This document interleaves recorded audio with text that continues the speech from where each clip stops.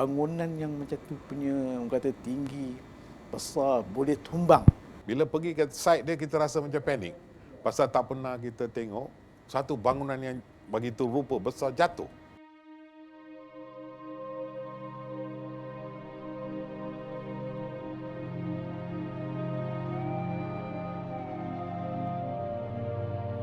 Umpama pusara kaku di pinggir Kuala Lumpur, bangunan 12 tingkat ini pernah menjadi penempatan mewah sekitar tahun 90-an. 3 blok pangsapuri tersergam indah di atas bukit di Hulu Kelang, Selangor itu menjadi pilihan penghuni pelbagai warga negara. Tragedi 11 Disember 1993 menyaksikan Blok A rebah menyembah bumi. Kejadian kira-kira pukul 1.30 tengah hari Sabtu, lebih 20 tahun lepas itu, telah meragut 48 nyawa. Pangsapuri yang mempunyai 48 unit rumah itu kini terbiar ibarat tugu duka digelar Highland Towers.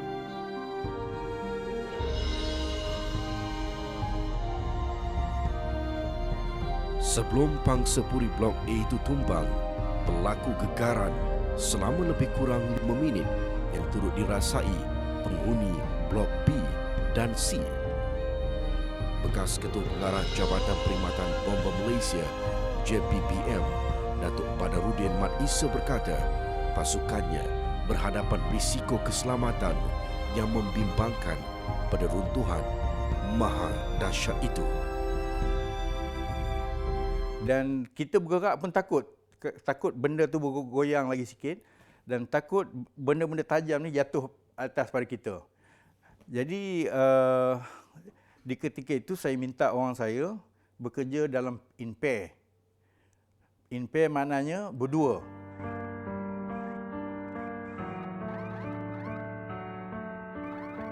Tergamam dan tidak tahu untuk bertindak, itu antara situasi pertama yang dilalui kebanyakan anggota penyelamat ketika ditugaskan mengendali runtuhan Highland Towers. Alatan yang ada tidak sesuai untuk bencana sedemikian mengakibatkan kerja-kerja menyelamat menjadi sukar. Mangsa yang berada dalam batu yang dihempap, ada yang keadaan yang genyuk. Memang kadang-kadang tu memang tak terfikirlah kan, peralatan apa yang kita nak angkat, kan? Peralatan apa yang kita nak guna, kita tak ada secanggih.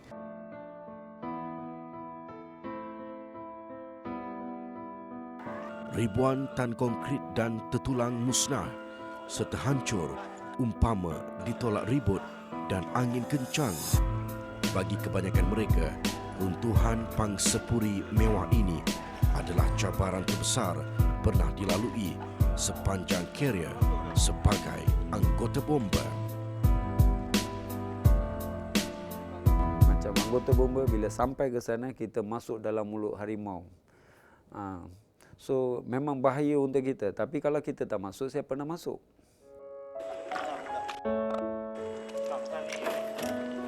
Sekitar Highland Towers mula dipenuhi pasukan penyelamat, pelbagai agensi dan penduduk sekitar.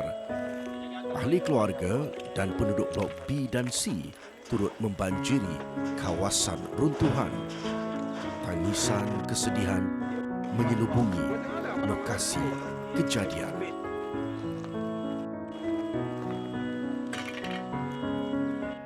Saya amat prihatin terhadap orang saya dan juga orang yang terperangkap dalam tu.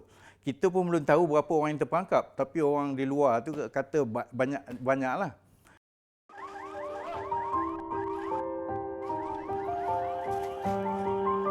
Runtuhan yang disifatkan sama seperti sebuah pokok gergasi yang tumbang itu turut menghantui gerak kerja pasukan penyelamat. Lantai setiap unit rumah menjadi dinding sebab ia tumbang ke bahagian hadapan. Mereka turut bimbang, 2 blok bersebelahan menerima nasib sama. Ketika itu, Tan Sri Zaman Han Rahim Han memutuskan arahan pengosongan serta-merta. Of Highland Tower, Block B and Block C, please vacate the said blocks because it is considered unsafe now. Setelah beberapa jam usaha mencari, pasukan penyelamat terdengar suara sayup mangsa meminta pertolongan. Di celahan runtuhan, mangsa pertama berjaya ditemui dan dikeluarkan. Dan ditakdirkan terjumpa 3 orang tu, iaitu seorang wanita Jepun dan satu pekerja domestik daripada Indonesia dan anak dia. Dan tempat kita jumpa dia pun dekat-dekat. Dekat-dekat. Bila kita naik, kita dengar suara help, are you? Ya. Dua mangsa terselamat itu dikenali sebagai Umi Rashidah Koruman, 22 tahun bersama bayinya Nur Hamidah Najib, 18 bulan. Shizu dan 2 beranak itu dikejarkan ke hospital Kuala Lumpur. Bagi pasukan penyelamat dan keluarga mangsa, penemuan 3 individu berkenaan memberi harapan baru kepada mereka. Mereka ketika itu percaya masih ada lagi yang terselamat di sebalik runtuhan.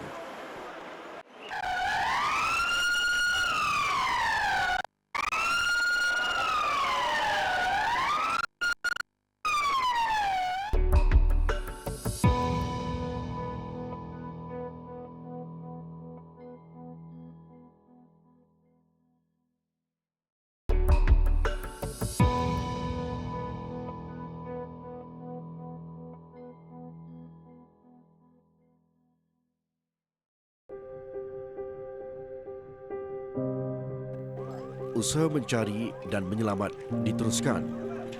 Bagaimanapun, sewaktu keadaan cemas itu, tiada siapa mengetahui jumlah sebenar mangsa yang berada di bawah runtuhan. Zarif Afandi Yahya, kanak-kanak yang berusia 12 tahun ketika itu, bagai hilang kewarasan berikutan kedua-dua adiknya berada di Blok A. Sebelum kejadian, Zarif berada di rumah rakannya di Blok B, meninggalkan Alia Amalina 6 tahun dan Aiman 1 tahun bersama pembantu rumah. First, we heard like a big crash sound, almost like I wouldn't know whether it's an explosion sound or a crash sound, but it was a very loud sound. And then we heard grumbling, like a lot of grumbling and shaking. And so we looked out the balcony and saw a landslide coming down from the hill towards downwards lah, basically. Menceritakan pengalaman hampir kehilangan 2 adik kandungnya, Zarif berkata, tragedi itu betul-betul meninggalkan parut hitam dalam dirinya. Sewaktu kejadian, ibu dan bapanya tiada di rumah. I just couldn't stop thinking my brother and sister are still in there. And then the building collapsed. Slowly actually, it felt quite like macam slow motion juga. It felt like lah, kan? And then the building fell and collapsed. So it was quite shocking lah, kan? And all I could think of was my brother and sister. When the building collapsed. Beberapa jam selepas itu, Zarif dipertemukan semula dengan adik-adiknya yang sempat dibawa lari pembantu rumah ke kawasan selamat. Turut menantikan sebarang perkabaran adalah bekas timbalan Perdana Menteri Tan Sri Musa Hitam, anaknya Carlos Rashid dan menantunya Rosina Abu Bakar tinggal di Blok A Highland Towers. Cucunya Marisa Carlos selamat dibawa keluar oleh pembantu rumah mereka. Bila saya tengok bangunan itu betul-betul roboh dan begitu, apa kata orang, menimbun, macam satu bukit besar, dan saya dapat tahu anak saya ada dalam, maka itulah perasaan saya kata, oh semua harapan tu boleh jadi dikatakan pada saat itu, saya kata, ya Allah ya Rabbi, apa telah terjadi, barulah perasaan saya itu timbul gitu. Pembantu rumah yang membawa Marisa nyaris gagal melepasi pintu keluar sebelum keseluruhan bangunan itu tumbang. Manakala Carlos dan Rosina gagal menyelamatkan diri.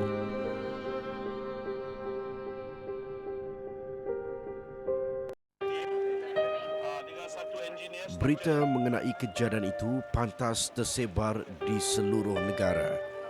Petugas media telah mula berkumpul di sekitar Highland Towers. Jurufoto bernama Mustaza Yusof berkata, kejadian itu turut menarik perhatian media antarabangsa yang berpengkalan di Kuala Lumpur. Nak tunjuk pada orang ramai apa yang berlaku di lokasi. Orang cuma dengar berita kata okey ada bangunan runtuh, tapi orang tak tahu, tak nampak macam mana keadaan bangunan runtuh tu. Jadi kami ni sebagai mata dan telinga pada masyarakat dunia, kamilah yang nak kena hasilkan gambar.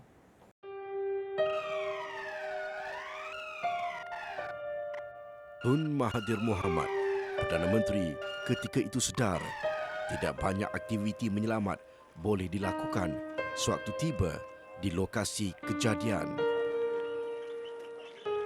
Tun Mahathir bertindak meminta bantuan negara luar.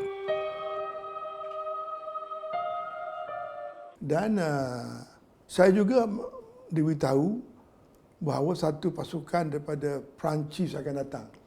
Kerana mereka ni, saya dengar kata,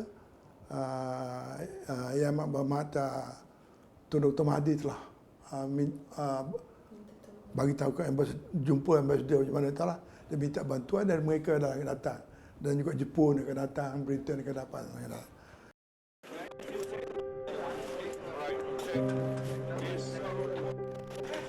Jurutera Jabatan Kejeraya Dr. Muhammad Asbi Othman tiba di lokasi kejadian bagi menjalankan siasatan awal. Impression saya ialah Highland Towers ni bangunannya dah lama, 15 tahun dah di situ.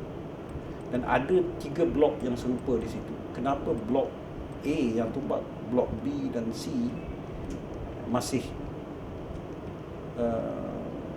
tegak di situ lah.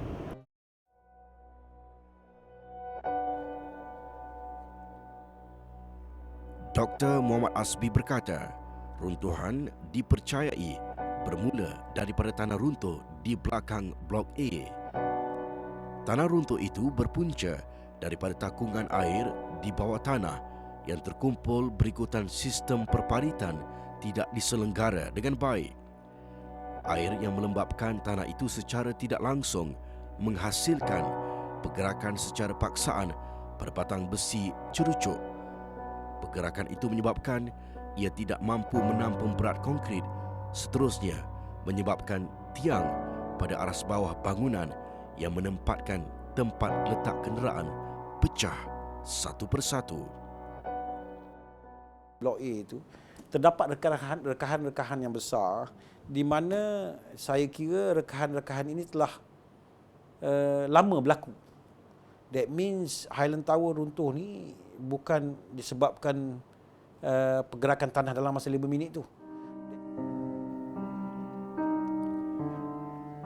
Operasi menyelamat diteruskan lagi. Pasukan penyelamat antarabangsa yang tiba membawa alat pengesan gegaran, peranti pendengaran dan denyutan serta anjing pengesan.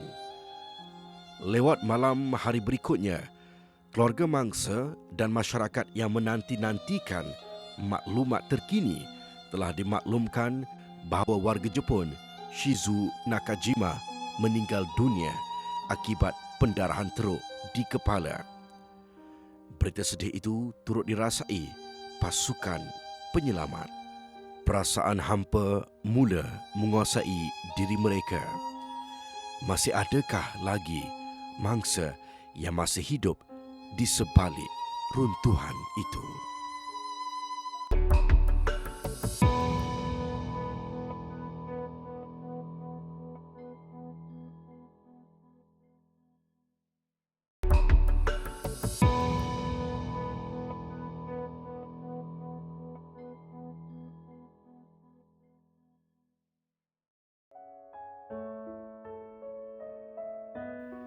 masa menjadi musuh pasukan penyelamat. Keselamatan diri mereka daripada dihempap runtuhan sentiasa menghantui. Para jurutera telah siap memasang peranti pengesan gerakan. Ada satu ketika siren dibunyikan, berpusu-pusu pasukan penyelamat lari menyelamatkan diri. Setelah disahkan tiada runtuhan susulan yang akan berlaku, operasi mencari bersambung semula. Bau mayat mula menyelubungi suasana. Hari yang kelima ke enam lagi lekat. Saya rasa 10 hari pun tak hilanglah cuci, tak hilang. Lekat bau mayat.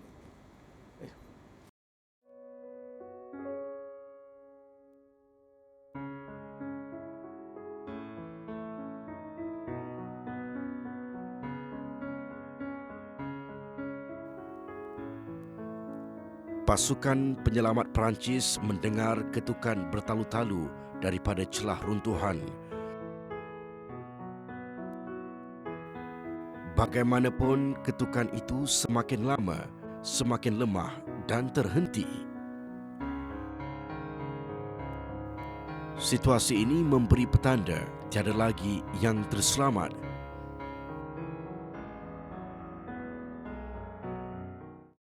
Bagi tahu kepada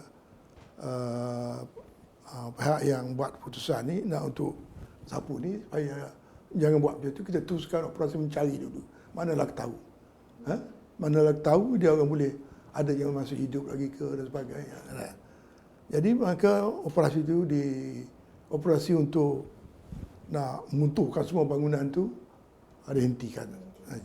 Hari yang ketiga yang keempat barulah kita buat keputusan bahawa tidak ada lagi harapan. Hari berikutnya, satu demi satu mayat ditemui. Difahamkan kebanyakan mangsa ditemui di bahagian tangga kondominium dipercayai terkorban sewaktu ingin melarikan diri. Paling menyayat hati, ada yang ditemui berpelukan antara satu sama lain. Yang di apa tu dekat bawah tu, yang dalam selut saya kata tu, itu rapat-rapat. Macam ada berpegang-pegang sikit lah. Barangkali dia turun dekat tangga, tiba sampai dekat tu benda tu apa. Everybody was waiting in anticipation.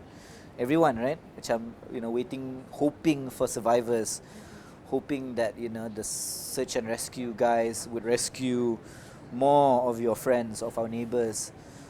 But, at the end, only two people again, the maid and the baby, right? It was the only one that survived, and that was very sad for all of us because we were just waiting,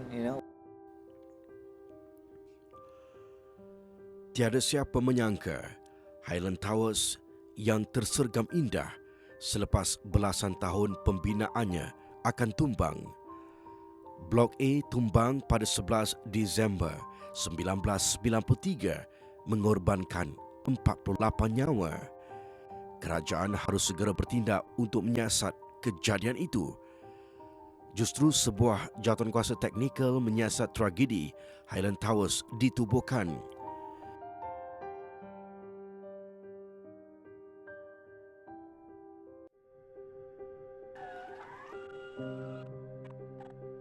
Pasukan penyiasat turut menemui bukti bahawa terdapat keraguan pada kerja kejuruteraan dan rekaan bangunan terbabit.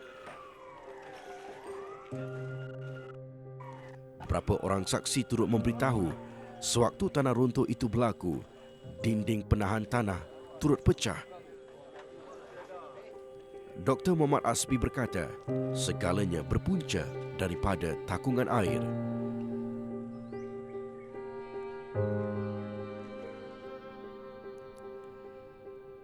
Terdapat sungai kecil di atas bukit bahagian belakang Highland Towers yang telah dilencongkan.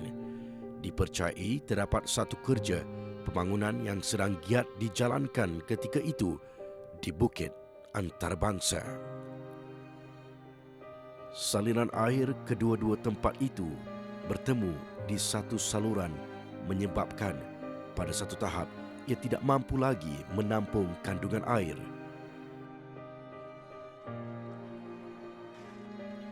Pada 1994, penduduk akhirnya mengambil tindakan undang-undang terhadap pemaju dan majlis perbandaran tempatan.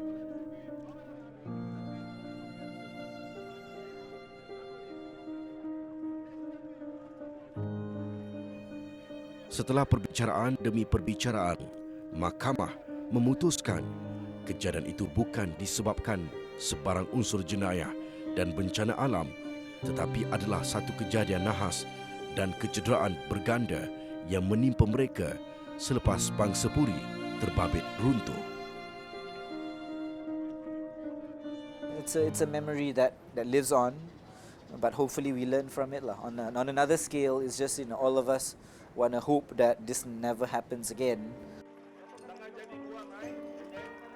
Setelah bertahun-tahun pertelingkahan perundangan, 73 pemilik Blok B dan C turut mengemukakan saman terhadap pemaju dan 9 yang lain bagi kerugian yang dialami antara RM31 juta hingga RM35 juta.